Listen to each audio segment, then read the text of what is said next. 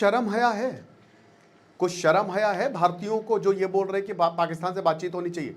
मैं ये लेक्चर दोस्तों डेली लूंगा, मैं ये हर दिन मुद्दा उठाऊंगा, भले कोई सुने ना सुने, इसकी हम अलग से बात करेंगे। लेकिन मैं आपको बताना चाहता हूं कि जो 117 नुमाइंदों ने लेटर लिखा है, जिसमें 61 भारत के हैं, 56 पाकिस्तान के हैं, ये क्या कहना चाह रहे हैं? अलग से बातचीत करेंगे। भारत पे बहुत बड़ा, बहुत भयानक हमला होने वाला, आप तैयार रहिए। तो फिलहाल हम बात करेंगे, ये देखिए, ये है असली चेहरा। This is the reality, ultimate reality. मैंने कल भी बताया था कि आप कुछ भी कर ले, but Pakistan will not improve. वो ये सारी चीजें करता रहेगा यार, क्योंकि उसके सर्वाइवल की बात है और उसका दाना पानी भारत पर हमले से चलता है। माइनॉरिटीज की हालत वहां पे वैसे ही खराब है और अब और खराब होती जा रही है। आशा करता हूं आप सब बहुत अच्छे होंगे। मेरा नाम है सिद्धांत अग्निहोत्री, स्टडी ग्लोस पे आपका बहुत बहुत स्वागत है। 125 साल गुरुद्वारा, जो बता रहे ना कि सिख कम्युनिटी वैसे ही सबके लिए वो कितना करती है, बंटवारे में सबसे ज़्यादा अगर किसी कम्युनिटी को हानि हुई तो वो सिख थे। आप देख लीजिए क्या हुआ। करतारपुर साहिब कॉरिडोर के खोलने से कुछ नहीं होगा। चलिए बात करेंगे, लेकिन उससे पहले बता दूं कि अगर आप एसएससी की तैयारी कर रहे हैं, वनडे एग्जाम्स की तैयारी कर रहे हैं, तो आप एआई आपका साथी बनेगा। आपकी परफॉर्मेंस से लेकर प्रीवियस ईयर क्वेश्चन से लेकर सब कुछ एआई अब आपको बताएगा। अब एआई हम एग्जाम्स में भी इंटीग्रेट करेंगे। तो आइए, ये सारा भाई डिटेल्ड टॉपिक तो हम कवर करेंगे ही करेंगे, बाकी और भी बहुत कुछ। तो डिस्क्रिप्शन कमेंट बॉक्स में लिंक है। 7 जुलाई से क्लासेस शुरू होगी, मात्र 400 रुपये का कोर्स है। तो बात हम कर रहे हैं पाकिस्तान। क्या हुआ है कि यहाँ पे 125 साल पुराना गुरुद्वारा, ठीक है, श्री गुरु सिंह सभा साहिब, जो कि फारुखाबाद में लोकेटेड था, जिसको मंडी चौरखाना भी बोला जाता है पाकिस्तान में, उसको डिमोलिश कर दिया है। और बता दूं कि एक बिजनेसमैन, लोकल बिजनेसमैन ने हेवी मशीनरी यूज़ की। बहुत दुख होता है कि हिस्टोरिक स्ट्रक्चर को ख़त्म करने के लिए भारत में अगर आप सोच भी लेंगे ना ऐसा, तो आपको पता है ना कि हमारी न्यायपालिका आपका क्या हाल करेगी और इनफैक्ट लोग भी आपका क्या हाल करेंगे। ये भारत की खूबसूरती है।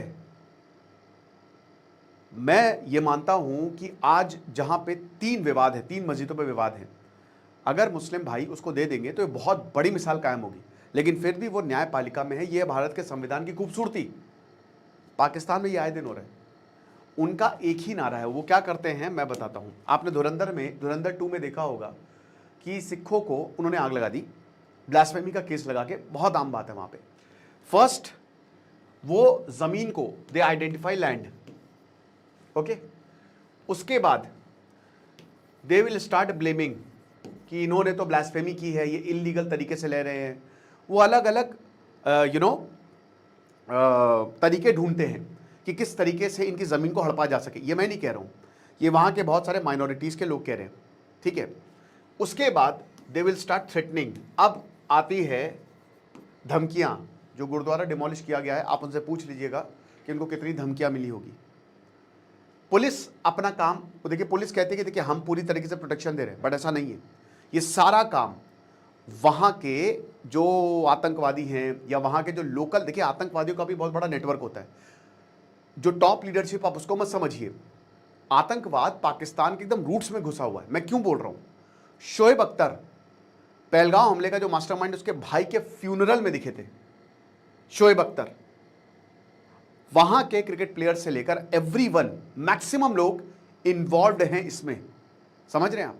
तो ग्राउंड वर्कर्स होते हैं, ऊपर से ऑर्डर आता है, आर्मी से ऑर्डर आएगा, ग्राउंड वर्कर्स होंगे, वो उसको इंप्लीमेंट करेंगे बहुत सही तरीके से। पाकिस्तान बोलेगा देखिए हमने कुछ नहीं किया, ये तो लोकल लोगों ने किया, उसको दिखाने के लिए गिरफ्तार कर लेंगे। यही होता है, यही मॉडस ऑपरेंडी है। थ्रेटन करेंगे ये, और उसके बाद finally they will take action, they will take action. और उसके बाद पाकिस्तान में, पूरी दुनिया में रोएगा कि देखो देखो भारत माइनॉरिटीज के साथ क्या कर रहा है। अबे थोड़ी तो शर्म रख लो भिखारी, कुछ तो सोच लो कि तुम क्या कर रहे हो, तुम अपने माइनॉरिटीज को कैसे प्रोटेक्ट कर रहे हो। जो आपको वीडियो में दिखता ना, भूल जाइए, कुछ नहीं है ऐसा। मजनू का टीला में पूछ लीजिए जाके, वहां पे जो आए थे पाकिस्तान से कि क्या हालत है।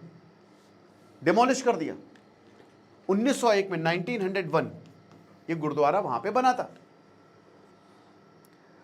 रिलीजियस हेरिटेज है सिख कम्युनिटी की। और गुरुद्वारा सच्चा सौदा उसके बगल में था जो कि गुरु नानक जी के साथ रिलेटेड है। सोचिए, एक ऐसा गुरुद्वारा जो गुरु नानक जी से रिलेटेड है, उसको डिमोलिश कर दिया पाकिस्तान ने। शर्म नहीं आती है खालिस्तानी जो शर्म, उनको भी शर्म आनी चाहिए। गुरपतवंत सिंह पन्नू, तुम तो सिख हो, तुम कहते हो अपना ऑफिस लाहौर में खोलोगे, देखो पाकिस्तान में क्या हो रहा है। ये है इन लोगों का असली चरित्र। अब कह रहे हैं कि एक लोकल बिजनेसमैन था जो बुलडोजर्स लेके आया था, एस्केवेटर्स लेके आया था, तो ये सबको दिखा नहीं। वहां पे भी तो डिसेंट्रलाइजेशन है, नगर निगम हो गया, जो भी होगा, पुलिस होगा, किसी को दिखा नहीं, किसी को नहीं, सब चुप थे। मोटिव यही था कि प्रॉपर्टी डिस्प्यूट और कमर्शियल इंटरेस्ट ये हर जगह है। रिलीजियस साइट्स आपको पता है कि बहुत ही स्ट्रैटेजिक लोकेशन पे, बहुत ही पैसे वाली कमर्शियल साइट्स पे होती हैं, तो उनकी नज़र सब पे। अब वहाँ पे कौन ही किसकी आवाज़ उठाएगा, ज़्यादा होगा तो डाल दो ईशनिंदा, ब्लास्फेमी, वहाँ पे तो सजाए मौत है, वरना तो पब्लिक ही उनका जो है वो काम तमाम कर देती है। अब इन्वेस्टिगेशन से कुछ नहीं होगा। अब सिख कम्युनिटी जो पाकिस्तान में रहते हैं, उन्होंने बहुत गुस्सा प्रकट किया। International Sikh organisations, members of Sikh diaspora, उन्होंने कहा कि ऐसा नहीं होगा, जो रिस्पॉन्सिबल है उस पर तुरंत एक्शन ले, रिकंस्ट्रक्शन करवाएं। नहीं होने वाला यार, नहीं होने वाला।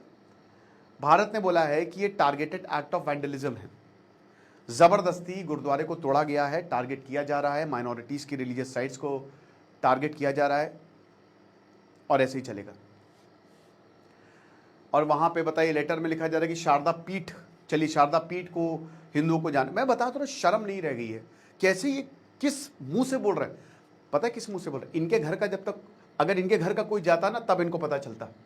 इनके घर में इनके बच्चे या अगर किसी को मार दिया जाता, तब देखिए इनके सुर बदल जाते। और आई हाईली डाउट कि क्यों ये पाकिस्तान प्रेम इनका उमड़ रहा है। तो पाकिस्तान के Punjab minister for minority Ramesh Singh Arora, उन्होंने बोला है कि यस, इसको डिमोलिश किया गया है, स्ट्रक्चर को रिकंस्ट्रक्शन कुछ नहीं होता भाई। आप इतिहास देख लीजिए, कोई भी रिकंस्ट्रक्शन नहीं होता, वो ऐसे का ऐसे ही रहता है। पीओके में 38 डिमांड्स में वादे किए गए थे कि आपको सब कुछ दिया जाएगा, देख लीजिए क्या हो रहा है, उन पे ब्लॉकेट लगा दिया है।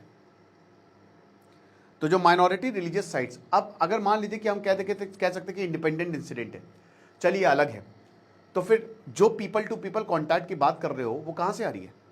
हम कह रहे हैं कि सेपरेट इंसिडेंट है, एक हो गया चलो, तो भाई वहां का एक लोकल बिजनेसमैन आता है, बहुत सारे लोगों को लेके आता है, बहुत सारे लोगों को, क्या किसी का कॉन्साइंस नहीं था? इसका मतलब पब्लिक भी इन्वॉल्व है, लोग भी यही चाह रहे कि तोड़ दो, क्या ही दिक्कत है। सबको नहीं कह रहे, सब ऐसे नहीं होंगे, लेकिन दोस्तों हैं वहां पे अच्छे खासी तादाद में। बता रहे हैं मल्टीपल रिपोर्ट्स में ये क्या है, लेकिन exact legal status of land क्या है और कंप्लीट मोटिव, ये अभी भी इन्वेस्टिगेशन है, इन्वेस्टिगेट किया जाएगा। और 24-25 जून की रात में इसको डिमोलिश किया गया था। आपको क्या लगता है मुझे कमेंट बॉक्स में बताइएगा। और ये जो लेटर वाली कहानी है ना, इस पर हम अलग से लेक्चर लेंगे, बाकी आपको उसको अवेल कर सकते हैं, डिस्क्रिप्शन कमेंट बॉक्स में लिंक है। Thank you so much.